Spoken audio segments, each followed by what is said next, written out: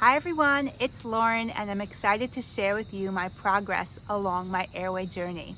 So it's been about 2.5 months and I wanted to show you some progress, literally. So if I compare my appliance with an appliance that hasn't been used before, you will see the differences for yourself.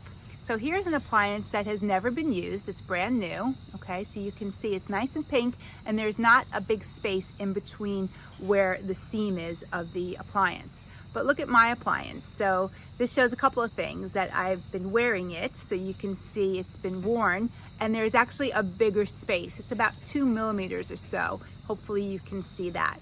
So I am well on my way in my expansion journey. I also want to discuss 3 tips and tricks I've learned along the way.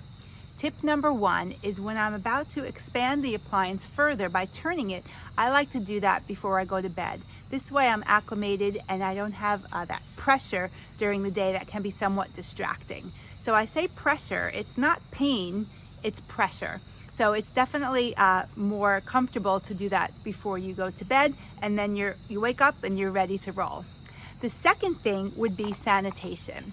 So how are we going to sanitize throughout the day if we're taking it in and out? I actually got a key ring with a hand sanitizer and attached it to my case. So you want to make sure that you have a case that's big enough to fit both of your appliances, as well as a ring for the hand sanitizer. This has been very helpful in helping me keep compliant and safe, especially in this COVID period. My third tip and trick would be accelerated orthodontics. So I incorporated Propel's V-Pro 5 into my routine, and now I'm able to turn the key weekly rather than bi-weekly. So this makes a difference in 2 things, comfort and speed. So I'll talk to you all about Propel V-Pro 5 in my next segment with the clinical director to answer your questions. So stay tuned and thanks for following me on my journey.